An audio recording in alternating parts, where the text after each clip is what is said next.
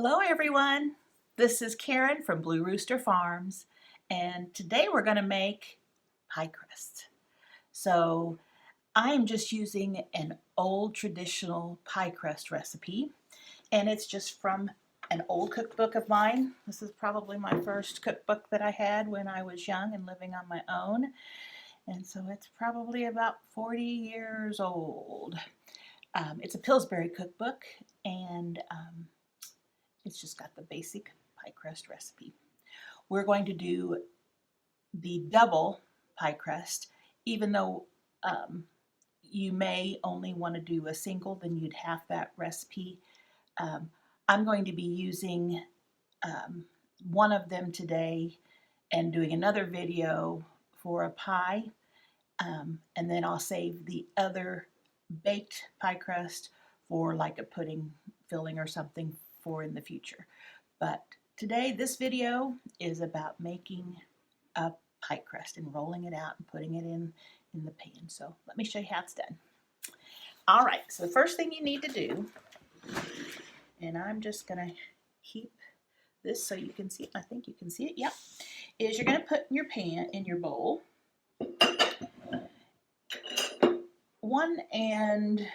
it's 1 cup of flour per pie. So we're gonna do 2 cups of flour. And I'm gonna go a little bit heaping because I don't mind having a little bit more because I'm gonna make a pretty big pie shell for the baked pie. So there's 2, and I'll just add a tad bit more. But 2 cups is the official number. And then you're gonna add 2/3 cup of shortening. And this is what makes or breaks a pie crust, your shortening. I'm going to be using my own homemade lard. It's very easy to make. You can go to your butcher shop and have them give you some pork fat, trim it down, put it in your slow cooker, cook it, and take the lard, and you're going to have beautiful white lard. You know what's in it. You know it's 100% fresh, and it's really good. So maybe I'll make a video next time I'm making lard, but right now I've got about a year's worth, so I won't be making anyone anytime soon. But there are videos out there. So I'm going to take 2/3 cup, and here's a 1/3 cup of lard. And I keep mine in the refrigerator, so it's going to be nice and cold and hard. And that's what you need for a pie crust. You want all of your ingredients cold. So let me put this in here.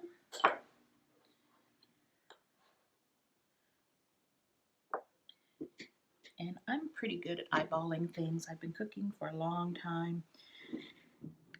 So I'm going to eyeball because there are air pockets in there.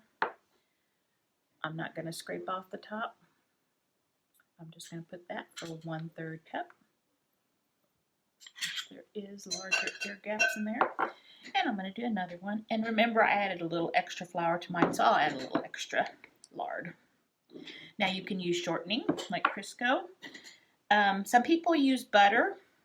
I don't know how butter would do in this recipe. It might be fine. I've not done all butter. I have used some butter in the past for more of a buttery crust.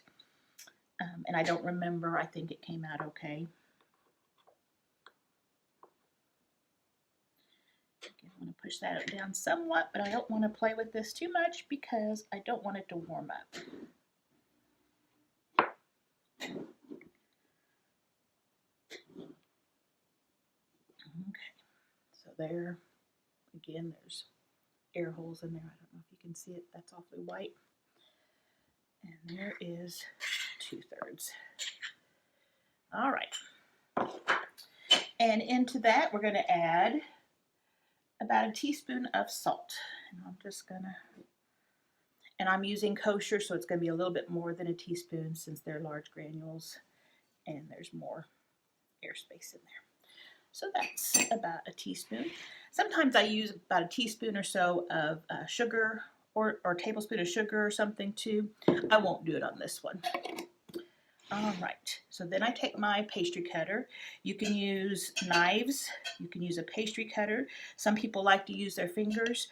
I don't like to get the the lard warm, so I would prefer tools, but it's whatever you are used to and whatever you're comfortable with. And with the pastry cutter, I don't know if you can see this, make sure, I just press down, incorporate that flour, cut the shortening, and you're going to want to work this down so it's pretty fine pieces of shortening, and that's what's going to give you your flaky crust. If you were just to melt this and pour it in the flour, you would not have a flaky crust. You would have kind of a greasy crust.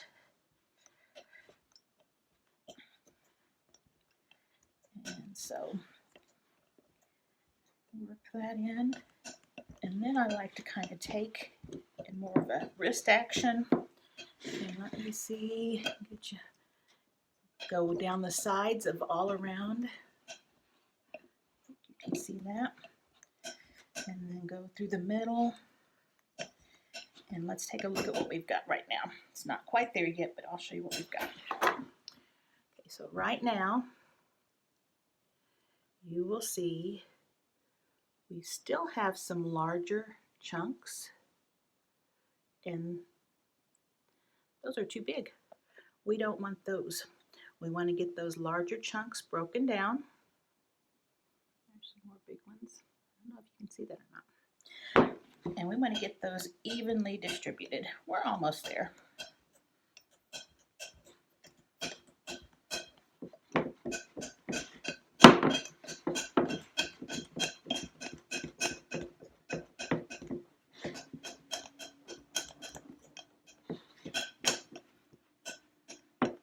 You might be able to hear my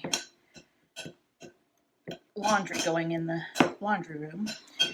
Probably about ready to play a little tune telling me it's ready to be taken out. So I'm sorry about that if you hear that.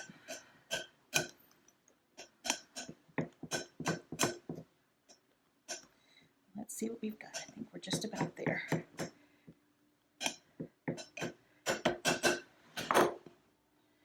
All right, let's see if you can see this.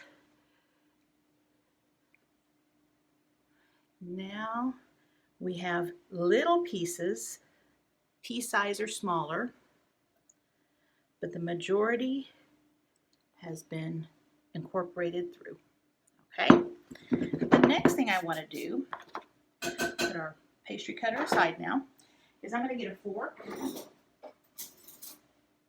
and I'm just going to kind of level that out a little bit. And I have got some ice cold water here, just water with ice cubes in it. So we need to add, in this recipe, 6 to 8 tablespoons of ice cold water. I'll probably add just a little bit more, or at the higher end since I added more flour. But we're going to do it gradually because we don't want a sticky dough. Okay, so let's start off. We're going to just sprinkle it around there, let it distribute. There's 1, there's 2, there's 3. I'm going to start with 4, and I'm going to just take my fork, and I'm not stirring, I'm just kind of letting it, I'm not doing this, I'm just pushing that water down and trying to distribute it, getting it all through the batter, or the flour. Okay, so you can see there's still, it's a lot of dry stuff. Now I'm going to go ahead and add a couple more here. That was 4 tablespoons. 5. Okay, and 6. Now remember I said 6 to 8 if you follow the recipe exactly. And it depends on how much moisture your flour has in it. In the winter time, it's drier in our house, so our flour does not have as much moisture, so it will take more water. In the summertime, if we have the air off and it's humid outside, of course our flour has more moisture in it, and it will take less. Okay, so here's what I have, and this is 6 tablespoons. You can see now that it's going together, and if I started squeezing it, I'd probably get somewhat of a ball, but I'd still have a lot of dry stuff. So I'm going to add 2 more tablespoons, and that would be our 8 tablespoons. There's 7. And there is 8. And again, just try to get that water evenly distributed. Okay. Now, what I'm seeing is a lot of the dry crumbles of flour is starting to disappear, and I'm getting more of just these flakes of dough. So I know I'm getting really close. So what I'm going to do is work that water in just a little bit more. So I'm going to take my hands now, and I'm going to squeeze it together, and it's starting to go together. I'm not going to squeeze it too hard because I do know I'm going to add a little more water. Okay, if I squeeze it really hard, this is going to form a ball, but it's going to be pretty dry still. I don't want it sticky, but I don't want it so dry that it won't hold together when I roll it out. Okay, just make sure. And let's add another tablespoon.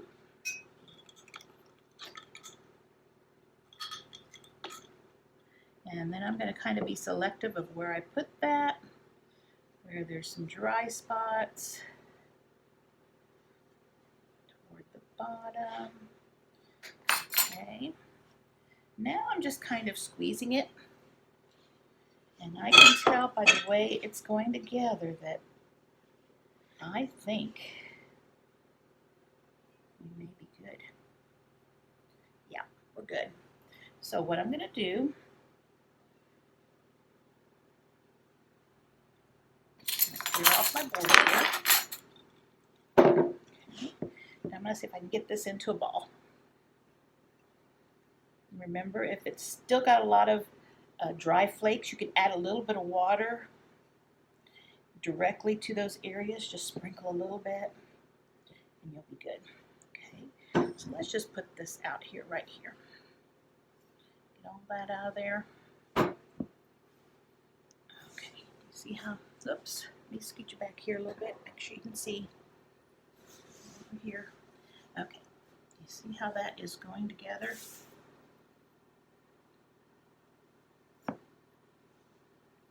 And I can use my dough to pick up crumbs. That's a good sign. Okay.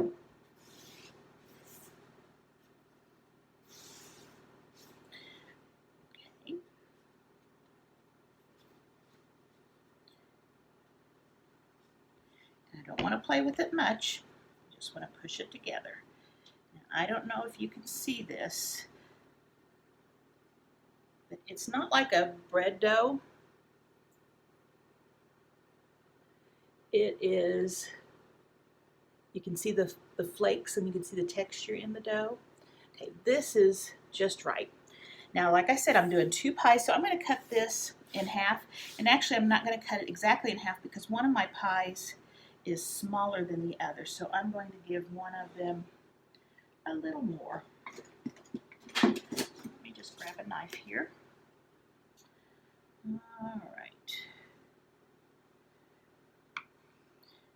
And you can see what it looks like inside there, I hope. Okay. So here's one, and here's my smaller one. Put that in the bowl, and we're going to work with this larger one because we're going to be putting it in this large pie plate. And this one is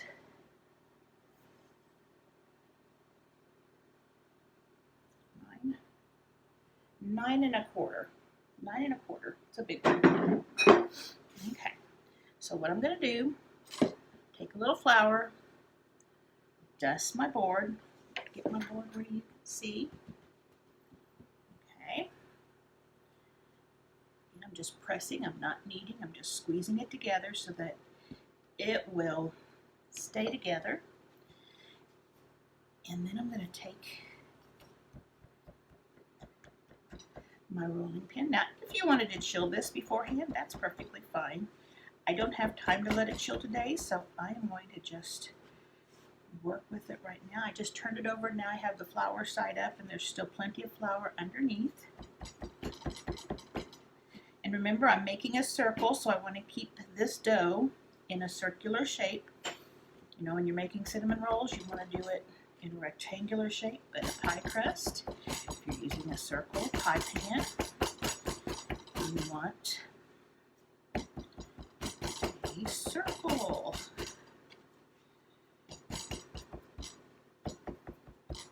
Okay, when I get it to about this point, that's about a ½ an inch or more thick, I'm going to start rolling. And I start from the inside and I roll out.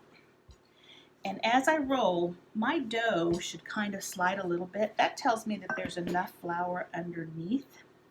And if it starts splitting, you just push it together. And it's okay because whenever you put this in your pie pan, you can make those little attachments. You can get those back together and put them together.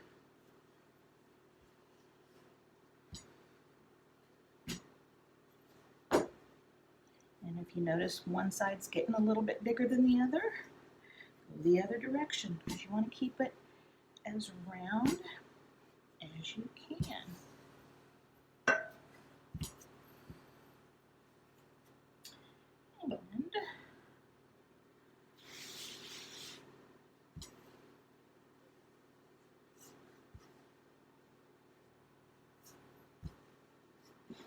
And you also want to keep it even. You don't want half of your dough really thick and the other side really thin. So you've got to kind of monitor that too.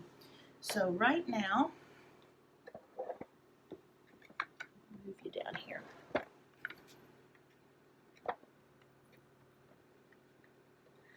Okay, so right now you can see my big crack right there.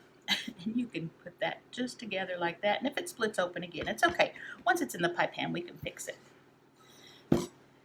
Don't worry about that. Now, if you notice the thing I always can get concerned about is when you don't have it spreading apart like that, and it's just, then I know I've added too much water and it's not going to be very flaky. We want it to be a little bit dry. Okay, I'm looking all around at my edges, and they look about the same size. I'm going to lay my bowl right there, and I think that looks good. I can patch and put pieces where I need to have them. So I'm just going to fold this in half and fold it this way. And if it tears a little bit, don't worry. Looks like I had a little bit of sticking right there. Not a big deal. We'll just put a little flour underneath it. Mix that up so we don't want it to stay on the board. Okay. Bring our bowl, our pie crust bowl or plate right here. Put that in the center, undo it. All right. Okay, looking good. Okay. Now, here's that crack right there. I'm just going to put my thumb, push it together, and I want to make sure that there's no air holes between the dough and the pie plate. So I'm just working my fingers around like that. Okay. Then this has a wide edge, so that's really good. I'm just going to trim right up against that wide edge with a serrated or sharp knife. Use a little knife right here. And I just go around like so. Now I might be using that if I need to patch.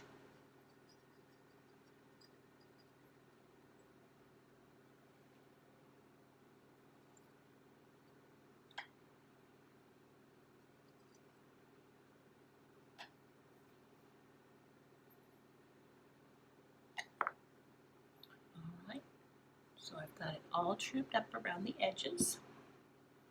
Okay, now we're going to flute the edges. And I'm going to turn it under just a little bit, about halfway on that rim, just like this. Just turning that back edge under.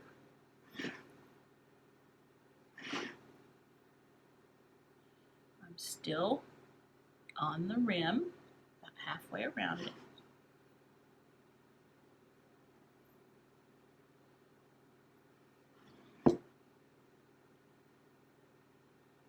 Now, if there were a corner or something that didn't have enough dough, I would just take a piece of my scrap and stick it in there, and that would give it enough there. Okay, so now I've got it turned under, but it's not pretty yet, so now I need to make it pretty. And what you can use a fork and you can push it like that if that's the easiest thing you want to do. I'm going to do a flute, and my flute, I take my index finger on the inside, the hand that's inside the pie crust, and I take my index finger and my thumb on the outside and I pinch. So I push and pinch, push and pinch. And I just go all the way around. Let's see if I can make sure you're seeing that. And again, I'm on the lip. I want it to stay on the lip so it doesn't collapse. And I'm just going to go all the way around. And then here's where I had patched earlier, and that's fine because I'm pinching again here. And if you notice that it's not looking as pretty, don't worry, we'll go back around and we'll make it prettier. Okay, and once I get to there, I've gotten it all the way around, but this over here looks a little raggy. So I'm gonna go over here and I'm gonna pretty it up a little bit. Just move that dough.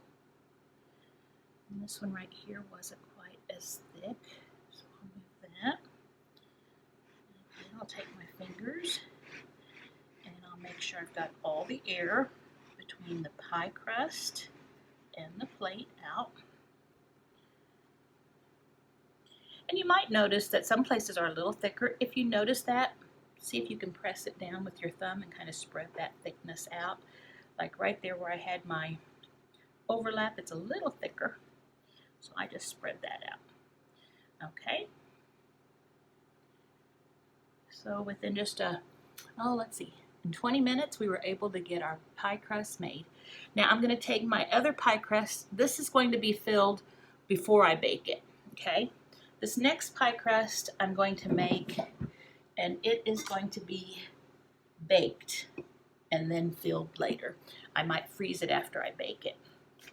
All right, so here's the dough I have. I do have scraps here. You do need to be careful about overusing your scraps because it will toughen up your dough. I'm going to keep them there and see if I can get by with this. If I need to piece that in, I'll use this, okay? So let's put another little bit of flour on here. Remember a while ago it stuck, but I just made sure I got all that stuff that was stuck there. And I got the flour on it. So that should not be a problem with this one. And if you need to, you can take your knife like that.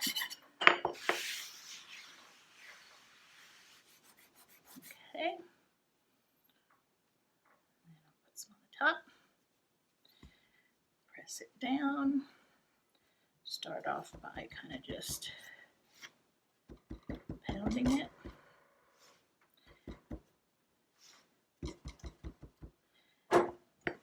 Pushing the sides together so they don't split as much.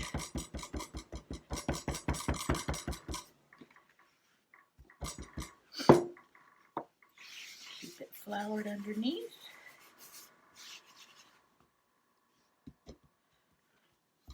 And then from the center out.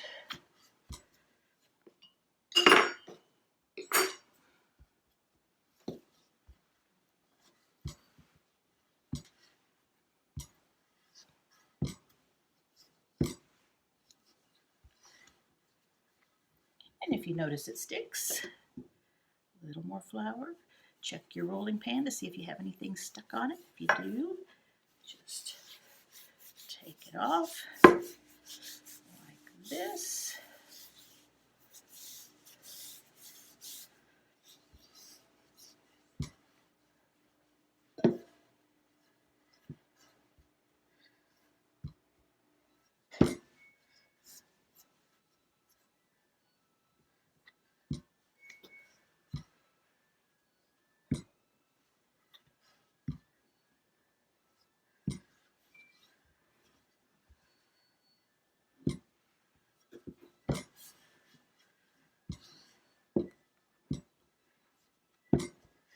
Okay, let's see how we're doing. This one's smaller.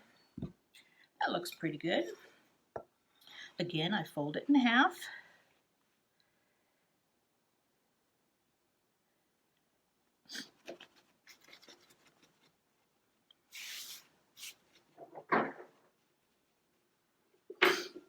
And again, if it sticks, just take something and stick it underneath there. Throw some flour underneath it. Fold it the other way. Okay. Here's our pan. Place the corner in the middle. Open it up. Beautiful.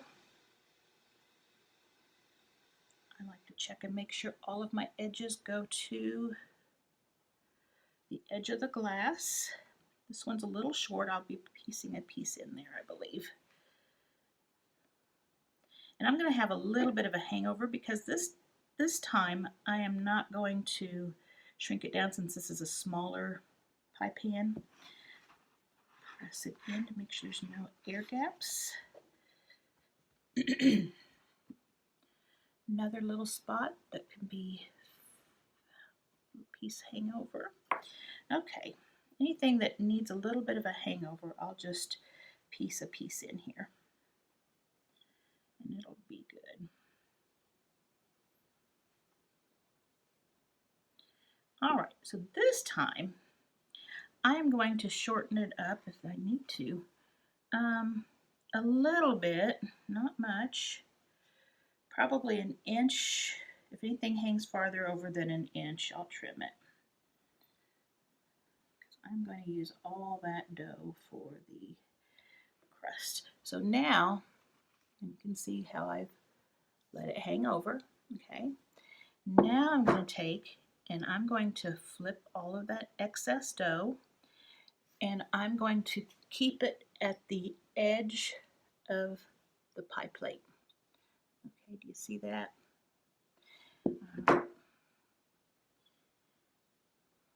The more dough you have, the thicker that edge will be. The one nice thing about that is it's easier to crimp, but it depends on whether or not you like crust or not, whether you're going to say, that'll be good.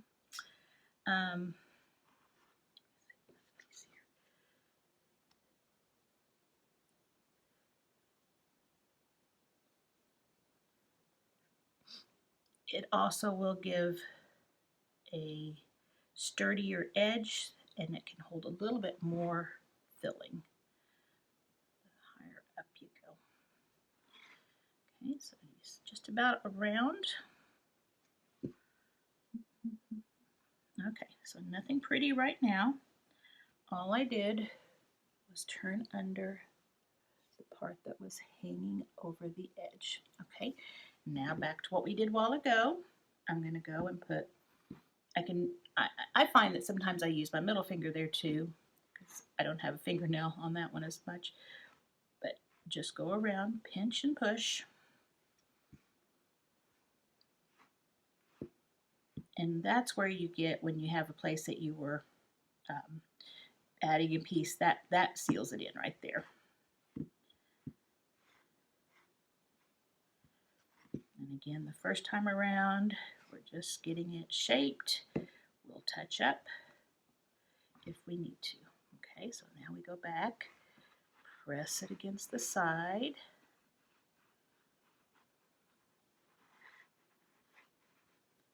We can get lots of filling in there. Also, when you bake a crust that is not filled, you want to make sure you do have overhang on the lid. Otherwise, your crust has a chance of just drooping down and falling into the middle of your pie plate. I notice that happens with those refrigerator ones quite often because a lot of times they're not big enough for the bigger pie plates, so they don't have as much of a lip. Okay, I think that one looks good. So since I'm going to be baking this one, I will take a fork and I'm going to make holes, and those holes just help keep it from bubbling up and making a big air pocket in my pie crust. Okay, and there you have a pie crust ready to be put in the oven. Now, if I put this in the oven, it's going to be a fairly high temperature. Let me see what it says here. Let's see, 450 degrees, and you're going to bake it for 9 to 12 minutes until light brown. Okay, so I'm going to turn my oven on and I'm going to have this put in. I'll show you when it's done what it looks like. This pie crust, the one that I'm not going to bake, that I'm going to fill first, go and watch the German chocolate pie video that I'm putting out too, and that will be using this pie crust. Okay, thanks for coming and watching and staying with me. If you enjoy what you see, please don't hesitate to subscribe. I appreciate that very much. Okay, I just pulled the single crust that's baked without a filling out of the oven. It is beautifully golden brown. It held up very well.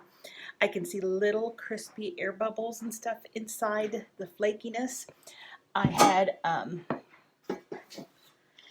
taken some of our scraps and just put them in a pan, and this is how I sample my crust. So if I want to break a little piece off, very flaky. That one turned out really good. Very nice crust. A really good flake to it and a really good flavor. Try this crust, it's great.